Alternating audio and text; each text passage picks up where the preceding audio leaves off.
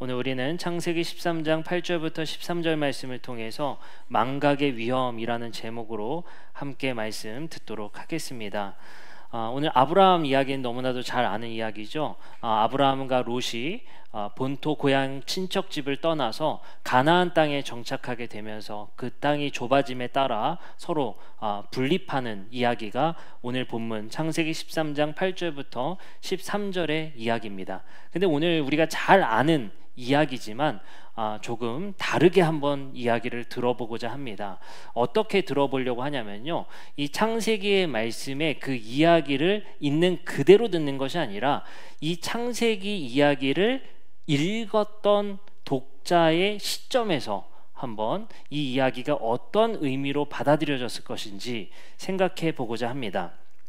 창세기 말씀은요, 특별히 모세 오경이라 불리는 창세기, 출애굽기, 레위기, 민수기, 신명기의 말씀은 이스라엘 백성들이 바벨론이라는 땅에 포로로 잡혀갔다가 돌아와서 쓰여졌을 거라 추측을 합니다. 왜냐하면 창세기에 등장하는 그 단어들이나 그 문화적 배경들이 바벨론 시대 이후에나 등장했을 법한 단어들이 등장하기 때문입니다. 예를 들어서 요셉이 노예로 팔려가죠. 그때 노예로 팔려갈 때 쓰이는 동물이 나오는데 낙타가 등장합니다. 근데 고대 시대에 고고학적 발굴에 의하면 낙타가 짐을 운반하는 용도로 쓰인 것이 엄청나게 후대에 쓰이게 됩니다. 그래서 아까 말씀드렸다시피 바벨론 포로기 이후에나 낙타가 짐을 운반하는 용도로 쓰이게 됩니다. 근데 창세기에서는 이미 낙타가 운반 용도로 쓰이고 있다는 거죠. 그 말은 창세기를 쓰던 사람이 그 문화적 배경을 이미 바벨론 포로기 이후로 생각하고 있기 때문입니다. 그때는 당연히 낙타가 짐을 운반하는 용도로 쓰였기 때문에 라고 생각할 수 있습니다. 그렇기 때문에 우리는 창세기의 말씀을 이스라엘 사람들이 읽었을 것인데 어느 상황에서요? 바벨론이라는 거대한 제국이 이스라엘을 압제하고 노예로 삼았을 때 이 이야기를 어떻게 읽었을지를 한번 생각해 보며 읽어봤으면 좋겠습니다. 아브라함이요, 하나님의 계시를 받습니다. 그때는 그게 어떤 신인지 잘 몰랐을 거예요. 자신의 갈대아 우르라는 고향 땅에서 계시를 듣습니다. 내가 내게 지시할 땅으로 가라. 그 계시에 이끌려서 한 지역신이 자신을 불렀다 생각했겠죠. 고대인의 입장에서 계시를 받아 그 부름에 따라 이동하기 시작합니다. 그리고 나서 그가 베델이라는 것에 장막을 치게 됩니다. 근데 재미난 사실은요, 그가 불림에 따라서 장막을 쳤던 것이 가나안 부근 베델이라는 곳에 장막을 치게 되는데요, 바로 한 가지 이벤트가 나타납니다. 어떤 이슈가 나타나죠? 그곳에 가뭄이 들었다는 거예요. 그 말씀을 읽어보면 창세기 12장 8절부터 10절의 말씀인데요, 이 말씀이 이렇게 읽어집니다. 거기서 베델 동쪽 산으로 옮겨 장막을 치니 서쪽은 베델이요 동쪽은 아이라. 그가 그곳에서 여호와께 제단을 쌓고 여호와의 이름을 부르더니 점점 남방으로 옮겨갔더라. 그 땅에 기근이 들었으므로 아브라함이 애굽에 거류하려고 그리로 내려갔으니 라고 얘기하는 거예요. 아브라함이 기근이 들자 어디로 가요? 애굽으로 내려가더라는 거예요. 그러면 아브라함 입장에서, 고대인 입장에서 왜 애굽이라는 장소를 선택했을까요? 기근이 들면 고대인들 입장에서 바로 생각하는 게 있습니다. 그래, 우리는 풍요의 신의 나라로 가자. 바로 애굽은 나일강의 신, 풍요의 신이 지배하는 나라로 생각했던 것이 고대인들의 사고방식이었습니다. 그것에 익숙했던 아브라함은 당연히 나일강 쪽으로 지역을 옮겨가게 됩니다. 근데 그곳에서 이벤트가 또 발생하게 되죠. 파라오로부터 붙잡힘이 되게 됩니다. 아내를 누이로 속이는 사건이 생기게 되죠. 그곳에서 하나님께서 응답하셔서 그들을 구해내는 이야기가 생기게 됩니다. 근데 여기서 우리가 한 가지 중요한 사실 한 가지를 발견할 수 있는데요, 아까 우리가 읽었던 본문에서 아브라함이 애굽에 거류하려고 갔다는 거예요. 근데 그곳에서 거주하지 못하고 그들을 하나님께서 다시 건져내셔서 다시 가나안 땅으로 보내버리신단 말이에요. 그럼 여기서 우리는 한 가지 생각할 수 있는 게 뭐냐면요, 이 이야기를 읽었던 이스라엘 사람들 입장에서 생각해보면, 야, 아브라함의 모습을 보니까 우리의 욕망과 닮아있네 라고 생각하며 읽었을 거라는 거예요. 그들이 이스라엘 백성들의 생각으로 생각해 보니까 이렇게 생각됩니다. 가나안 땅에서 우리의 신이 최고의 신인 줄 알았어요. 하나님이 성전에 계시고 그 성전의 웅장함을 보니 우리나라 최고, 우리가 믿는 신 최고라고 생각했을 거예요. 근데 바벨론이라는 거대한 제국이 이스라엘을 침략하고 그들이 포로로 끌려갑니다. 근데 바벨론에 가서 목격한 그들의 신전은 충격적이었습니다.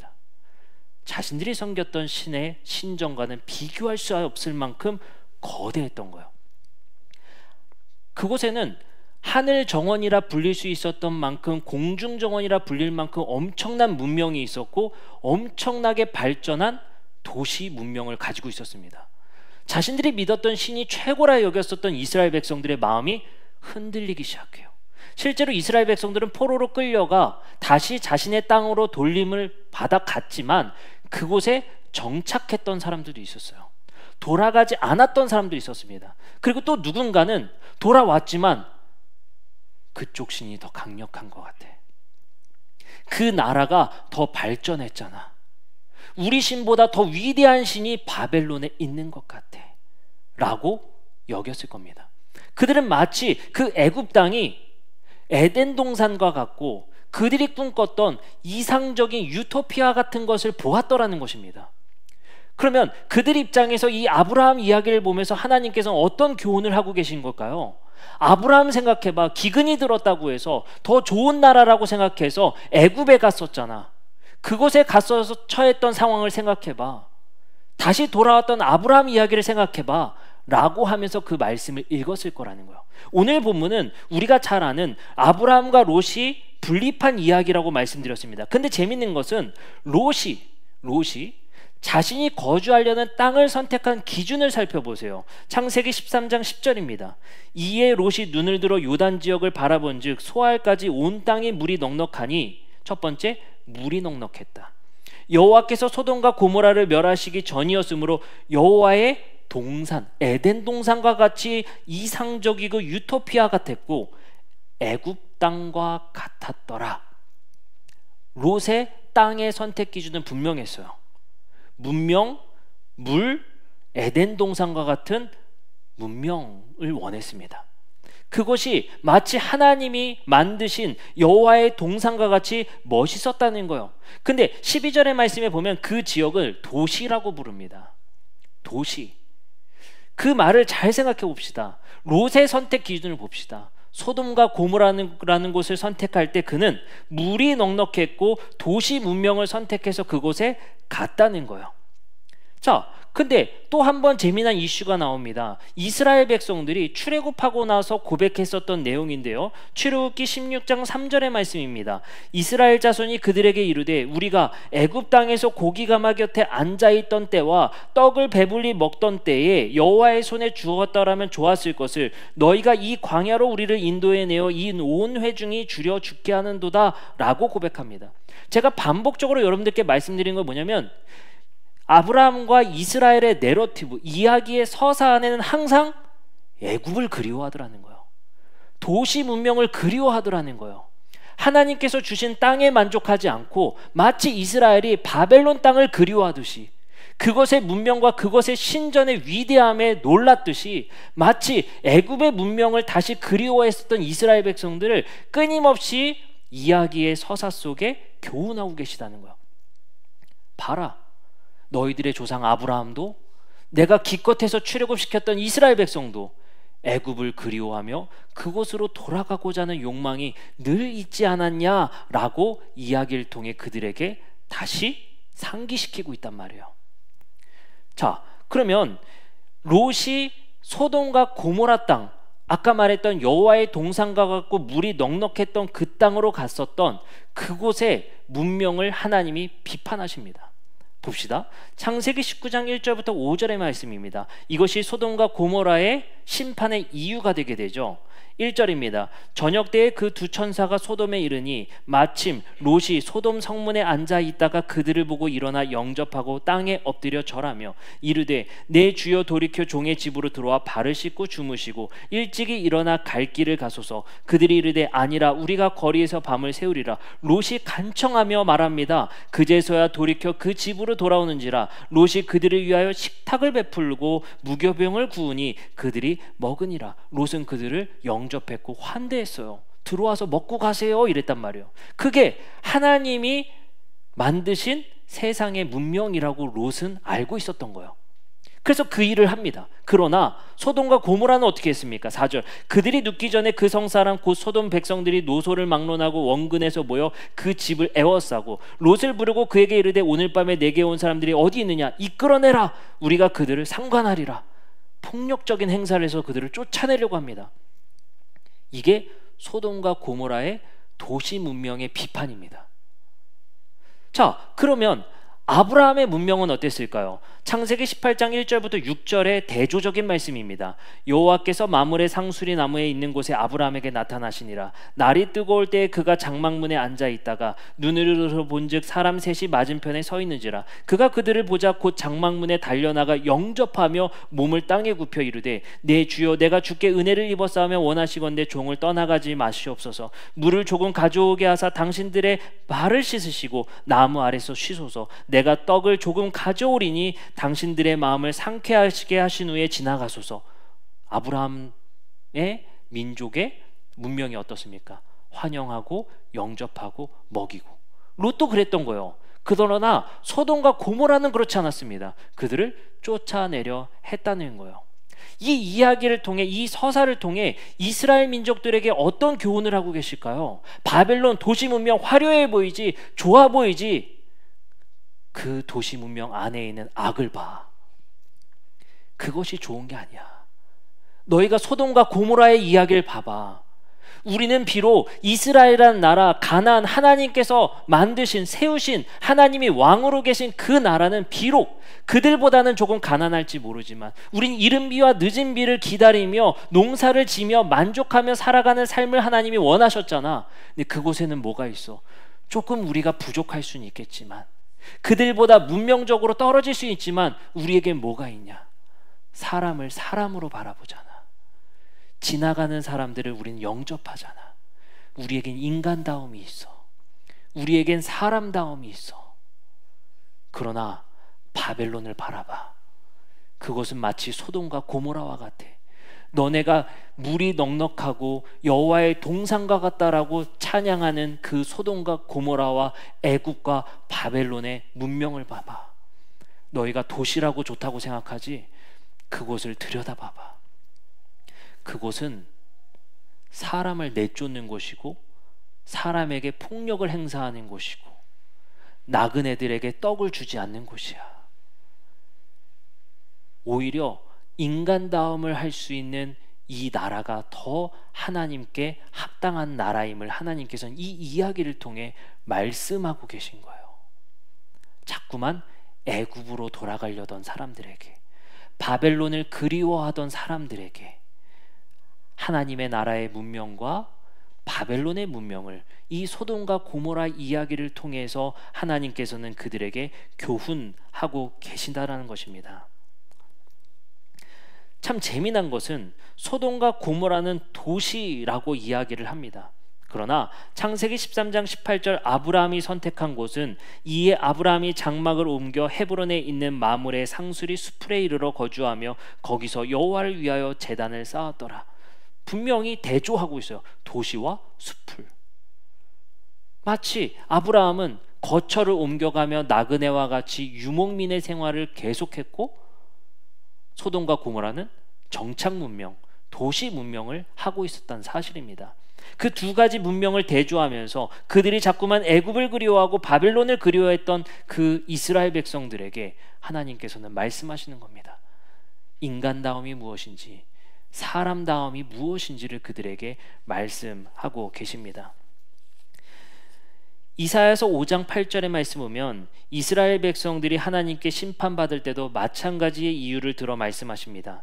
가옥에 가옥을 이으며 전토에 전토를 더하여 빈틈이 없도록 하고 이 땅 가운데서 홀로 거주하려 한 자들은 화 있을 것이다. 여기서 뭐라고 말씀하십니까? 이스라엘 백성들의 심판의 이유가 홀로 거주하려 하는 자들, 욕망을 말씀하십니다. 이것이 하나님께서 원하지 않는 바로 자기들만 아니면 된다라는 각자 도생식의 그 문명 속에 이스라엘 백성들도 있었다는 것입니다. 사무엘상 8장 20절엔 이렇게 말합니다. 우리도 다른 나라들과 같이 되고 싶습니다. 우리의 왕을 우리를 다스리며 우리 앞에 나가서 우리의 싸움을 싸워야 할 것이니이다 하는지라. 이스라엘 백성들의 요구사항이 무엇입니까? 우리도 다른 나라들 같이 되고 싶습니다. 근데 왕을 세워달라는데 왕을 세워달라는 이유가 뭡니까? 우리 앞에 나가서 싸움을 싸울 왕을 뽑아주십시오. 다른 나라처럼 되고 싶다는 거, 이게 뭡니까? 제국의 문명을 담고 싶다는 이스라엘 백성들의 욕망입니다. 그러더니 그곳에 정착해서 도시 문명을 활성화시키더니 가옥에 가옥을 잇고 나 홀로 거주하려는 욕망으로 그 나라가 변하더라는 거예요. 하나님께서는 끊임없이 이스라엘 백성들이 바벨론화 되려고 하는 것을, 애굽화 되려고 하는 것을 하나님께서는 막으시고 하나님의 말씀을 통해 그들에게 끊임없이 상기시키고 있다는 사실을 우리는 알게 됩니다. 신명기 10장 18절부터 21절의 말씀도 마찬가지입니다. 고아와 과부를 위하여 정의를 행하시며 나그네를 사랑하여 그에게 떡과 옷을 주시나니 너희는 나그네를 사랑하라. 전에 너희도 애굽 땅에서 나그네 되었음이라 라고 말씀하십니다. 너희의 과거를 생각하라는 거예요. 너희가 없었을 때를 생각하라는 거예요. 너희가 애굽 땅 시절을 생각하라는 거예요. 지금 하나님께서 너희들을 구원하신 이야기를 끊임없이 생각하라고 그들에게 말씀하십니다. 우리의 삶도 마찬가지입니다. 우리는 과거를 기억하며 반성적 지혜를 통해 지금의 현재를 살라 하나님께서 말씀하십니다. 우리의 욕망도 이스라엘과 마찬가지 아니겠습니까? 이제 우리의 시점으로 아브라함의 롯과 소돔과 고모라의 이야기를 읽어보면 우리의 터전을 잡는 것, 아이들의 교육 문제, 가정의 문제, 직장의 문제, 우리의 선택의 기준은 마치 롯과 같이 여호와의 동산과 같고 애국과 같고 물이 넉넉한 곳이 우리의 선택의 기준의 첫 번째 아니겠습니까? 우린 늘 그걸 욕망하고 그리워하며 살아가는 것 아니겠습니까? 그런 우리에게 예수는 이렇게 말씀하십니다. 너희는 그의 나라와 의를 구하라. 그것이 예수님께서 우리에게 말씀하신 겁니다. 우리는 우리의 욕망의 방향을 바꾸라는 것이 바로 예수님의 선언입니다. 우리가 욕망할 것은 그의 나라와 그의 의로움이다. 우리가 욕망할 것이 여호와의 동산과 물이 넉넉함과 애굽 땅과 같은 곳이 아니라, 또한 이스라엘 백성들이 바벨론을 경험하고 바벨론을 그리워했던 그 욕망이 아니라, 도시 문명의 화려함이 아니라, 우리의 선택의 기준이 그러한 문명이 아니라, 우리의 선택의 기준은, 우리의 삶의 기준은 하나님께서 말씀하신 인간다움의 본질, 그의 나라와 의를 구하라. 그것이 우리의 삶에 우리가 욕망해야 될 바로 목표이다라고 예수님께서는 짚어주십니다. 예수님의 이러한 말씀은 우리가 당연시 생각했던 것, 생각 없이 살아갔었던 우리의 삶에 경종을 울려주시는 거예요. 우리가 구해야 될 것이 무엇인가? 무엇을 먹을까? 무엇을 입을까? 무엇을 마실까가 아니라 우리가 구해야 될 것은 그의 나라와 의이다. 그것이 바로 아무 생각 없이 살아가던, 이데올로기에 잠식되어 아무 생각 없이 아무 표지 없이 살아가던 우리에게 예수님은 거대한 경종을 울려주시는 거예요. 그리고 그 경종을 그래도 깨닫지 못했던 인간들에게 십자가의 죽음에서 우리에게 커다란 깨달음을 허락하십니다. 그 누구도 할 수 없었던 그 죽음의 사랑을 우리에게 보여주시며 무엇이 진리인지, 우리가 무엇을 따라가야 할 것인지를 우리에게 말씀하신 것이 바로 예수님의 말씀이십니다. 신명기 8장 3절부터 6절의 말씀도 마찬가지겠습니다. 너를 낮추시며 너를 줄이게 하시며 또 너도 알지 못하며 내 조상들도 알지 못하던 만나를 내게 먹이신 것은 사람이 떡으로만 사는 것이 아니다. 우리도 가끔 그렇죠. 저도 요즘에 이상하게 이게 공복이 되면 그래서 예민해져요.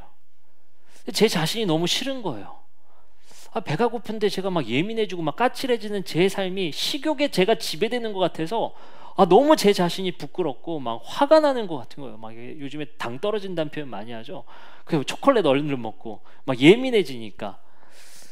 그럴 때 우리가 생각이 들잖아요. 우리의 욕망, 식욕이라는 것 때문에 내 자신이 성격과 내 마음에 분노가 차오르는 것을 보면서 내가 얼마나 연약한 존재인지를 우리가 들여다보게 된단 말이에요. 우리가 그러한 일들을 보면서 생각하게 됩니다. 야, 그래.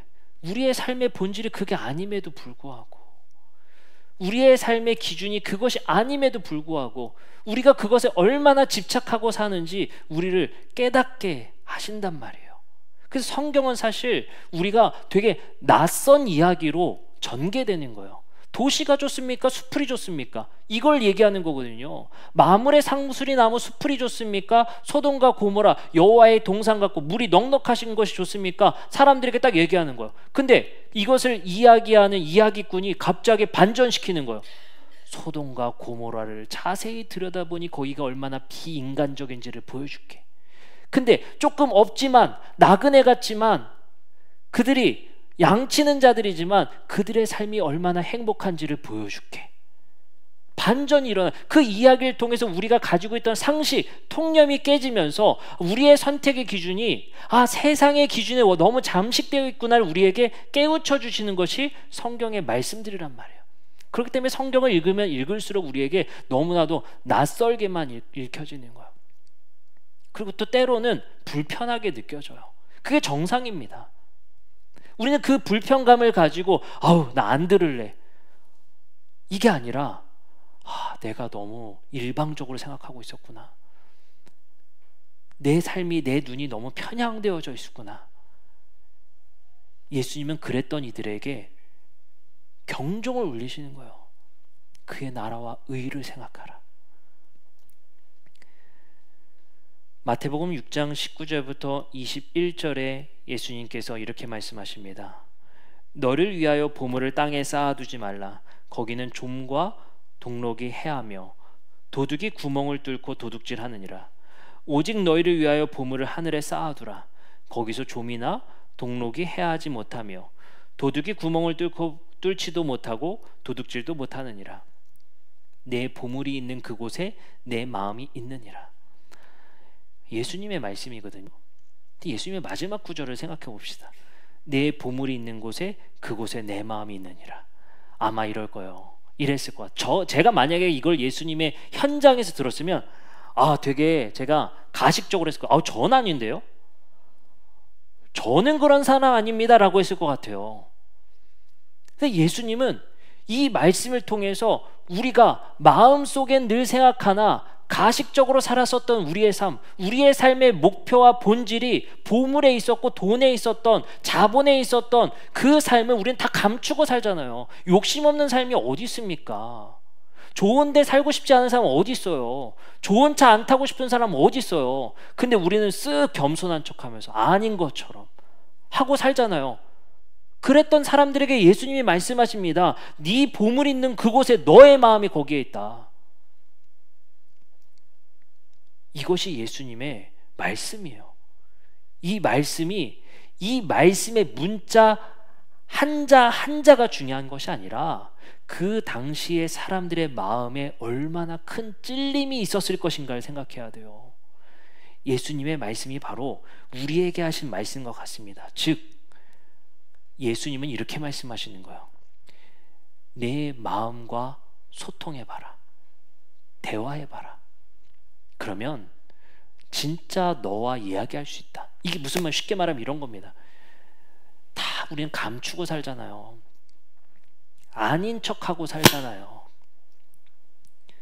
감추고 아닌 척하고 사는 사람 1등이 기독교인이에요. 그렇잖아요. 근데 예수님이 말씀하시는 거예요. 네 마음과 진짜 한번 대화해봐라. 진짜 너와 한번 대화해봐라. 그렇지 않고서는 변화가 일어날 수 없다는 거예요. 너의 솔직한 너와 대화해보지 않는다면 변할 수 없다는 거예요. 예수님은 이 말씀을 통해 제자들과 거기에 모여있던 무리들에게 그 찔림을 통해 한 번 더 성찰하고 생각해 볼 기회를 그들에게 주셨다는 것입니다. 여러분들, 우리는 이 말씀들을 통해서 우리의 과거를 끊임없이 망각해가며 하나님을 잊고 사는 우리들, 그리고 끊임없이 우리의 욕망과 가치를, 소돔과 고모라의 가치와 바벨론을 그리워하는 그 가치의 이야기들을 통해서 우리에게 주시는 하나님의 말씀이 무엇이겠습니까? 우리도 주일 오면 반짝 하나님 나라를 사는 것 같고, 내일은 애굽을 그리워하고 바벨론을 그리워하며 물이 넉넉한 곳을 찾아 쫓아다니는 것이 우리의 삶 아니겠습니까? 하나님은 이 말씀들을 통해 우리에게 말씀하시는 거예요. 사람이 떡으로만 사는 것이 아니지 않느냐. 그것이 우리의 인간의 본질이 아닌 것 너희도 알지 않느냐. 여러분들, 인간성의 상실이라는 것이 무엇입니까? 인간성이 상실된다는 것이 무엇이겠습니까? 제가 이번에 휴가를 잘 다녀왔습니다. 휴가를 2박 3일을 이제 다녀왔는데 속초를 다녀왔어요. 속초를. 근데 이제 마지막 날, 제가 이제 마지막 날은 웬만하면 이제 집으로 바로 오는 스케줄을 보통 짜는데, 마지막 날 아이들이 막 울면서 더 있고 싶다는 거예요. 그래서 피곤한데, 집에 가려면 운전해야 되는데, 막 별의별 생각이 들다가 안 되겠다. 그러면 요즘에 속초에 이게 대관람차가 생겼어요. 그거 한번 태워줘야겠다. 그래서 저는 벌써부터 걱정되는 겁니다. 찜통 아닐까? 막 별의별 생각이 되면서 그 티켓 끊어서 줄 서서 그거 한번 태워줬어요. 근데 딱 내렸는데 아이들 눈에 딱 보이는 거예요. 모터보트. 거기까지는 아닌데 생각을 했습니다. 그래서 그래, 아이들을 위해서 한 번 더 가자. 그 뜨거운 모래밭을 지나서 모터보트를 태워줘서 애들 너무 신나고 너무 재밌어하는 거예요. 저는 벌써부터 찝찝해요. 막. 근데 아이들이 이제 그 슬리퍼를 신고 갔으니까 막 모래가 붓고 막 발이 더러워지는 거예요. 그래서 이제 차를 태울 수 없다. 무조건 발을 씻겨야 된다. 그래서 이제 화장실에 들어갔어요. 공중화실에 들어갔어요. 그래서 이제 애들 손을 씻어요. 손을 씻는데 제가 이제 애들 발을 들어가지고 씻으려고 하는데 거기에 딱 써 있는 거예요. 발은 씻지 마세요. 네. 근데 그거를 딱 하민이가 읽고 아빠 하지 말라는데, 제가 그때부터 이제 굉장한 고민을 스스로 했습니다. 이거 어떻게 할 것인가. 일단 첫 번째 제가 어떻게 했을까요? 어떻게 했을 것 같아요? 그래, 아빠가 목사인데, 그래, 내가 어떻게 설교해왔는데 발 내려 라고 했을까요? 저는 처음에 이렇게 말했습니다. 아이는 괜찮아. 네, 그래서 바로 씻기려고 했는데 안 된다는 거예요, 애가. 그래가지고 발을 내리고 물을 이렇게 해가지고 대충 해가지고 들어와서 물티슈로 닦였어요. 생수 사다가 이렇게 막 부어주고 막 했단 말이에요. 근데 그 잠깐의 찰나를 생각해 보게 되는 거예요. 그 잠깐의 찰나에 인간답게 살고 싶은 내 마음의 외침과 울림이 내 스스로 안에 그 울림을 통해서 사람다움을 바라보게 되는 거예요. 하나님께서는 이 말씀들을 통해서 인간다움이 무엇인지, 사람다움이 무엇인지 우리에게 끊임없이 외치고 말씀하시더라는 거예요. 제가 어제 우리 이재희 자매와 우리 태웅 형제 결혼식을 보면서 참 큰 감동을 받았습니다. 기존의 결혼식의 틀을 깨고 너무나도 멋있게 결혼식을 준비했더라고요. 결혼식이라는 게요, 꽤 사회적 통념이라는 것이 있습니다. 해왔던 대로, 저희도 해왔던 대로 해왔습니다. 저희도 꽤 저항을 해봤죠. 뭐 스몰 웨딩 해보고 싶다, 뭐 하고 싶다. 근데 그걸 깨는 게 참 쉽지 않더라고요. 왜냐하면 어른들이 이렇게 말씀하시거든요. 니네만 결혼하는 거 아니야. 그 누가 결혼하는 거예요? 그리고 말씀하십니다. 어른들도 만나는 건데 너희들 그렇게 하면 안 돼. 어른들도 오시는데 그렇게 하면 안 돼. 이렇게. 그래서 결혼식 때 싸울 수 없으니까 포기하고 이제 하던 대로 저희도 했어요.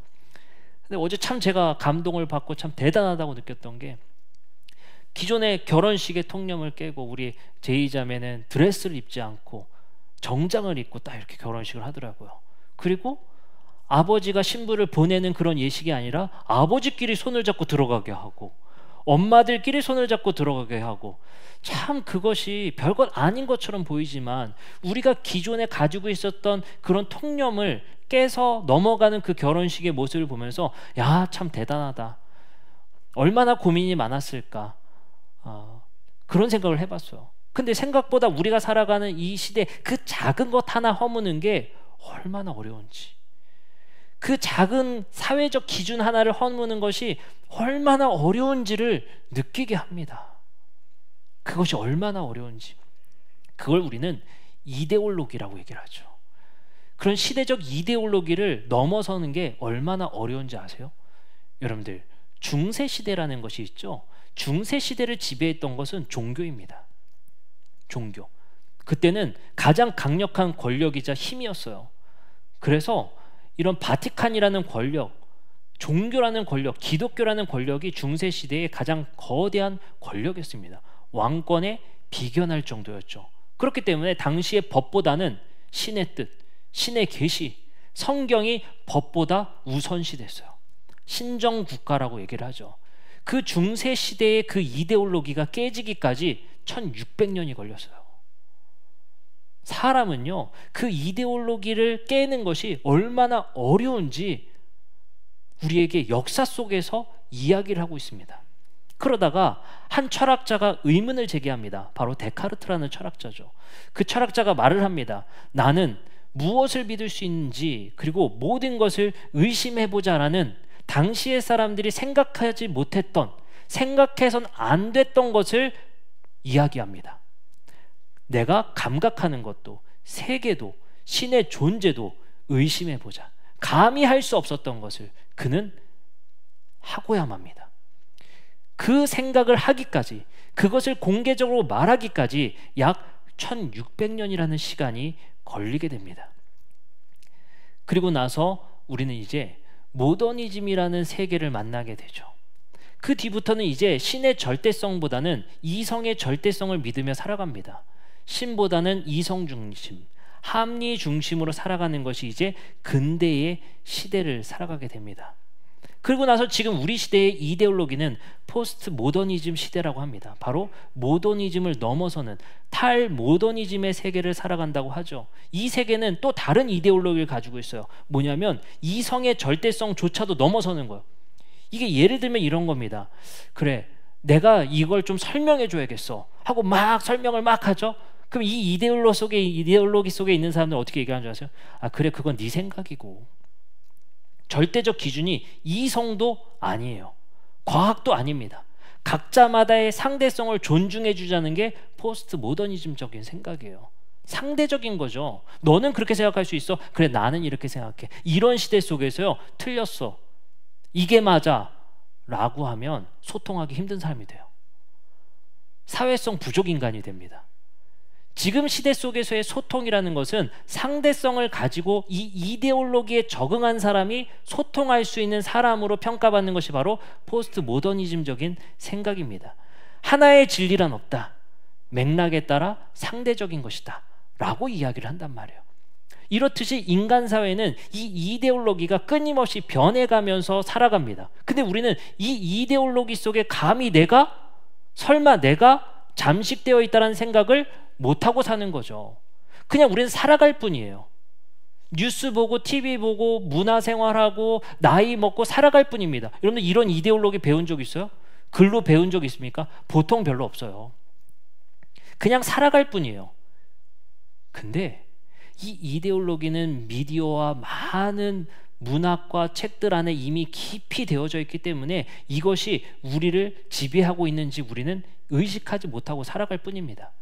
이런 교육 환경 속에서 자라가게 되는 거예요. 예전 같으면 사지선답, 뭐가 맞는지 정답을 말해. 얘가 옛날 교육이었다면 지금 교육은 무엇입니까? 답은 다양할 수 있어. 꼭 하나만이 답이 아니야. 그 폭이 굉장히 넓어집니다. 교육 철학도 이렇게 달라지는 거죠. 생각하는 방식도 달라지는 것이죠. 이런 이데올로기 속에서 우리는 어떻게 살아갈 것인가를 고민해 보는 것이 또 오늘 설교의 맥락일 수 있겠습니다. 생각해 봅시다. 우리는 이러한 이데올로기 속에 살아가고 있는데 예수님의 말씀은 이 이데올로기적이었는가 라고 생각해 보는 거예요. 조금 어려우시죠? 근데 이렇게 생각해 볼 수 있을 것 같습니다. 여러분들, 그럼 이렇게 생각해 봅시다. 야, 그래, 다양해? 사람의 생각은 다양할 수 있어? 절대 진리는 없어? 그래, 너도 틀린 게 아니고 나도 맞는 게 아니야. 그래, 너도 그럴 수 있어, 나도 그럴 수 있어, 우리 생각은 다양해 라고 생각한다면 우리 기독교의 진리는, 절대적 진리는 어떻게 생각해야 될 것인가 고민할 수밖에 없는 거예요. 우리 기독교의 진리는 어떻습니까? 내가 곧 길이요 진리요 생명이니 라고 말씀하십니다. 우린 절대적 진리와 절대적 기준이 있다라고 믿는 것이 기독교의 정신입니다. 그리고 가치입니다. 그러나 포스트 모더니즘주의의 시대에는 어떻습니까? 그것이 아니에요. 다양한 거야. 얼마 전에 나 혼자 산다를 봤거든요. 거기에 키가 나오는 거예요. 키가 샤이니 키 있잖아요. 근데 그가 절을 간 거예요.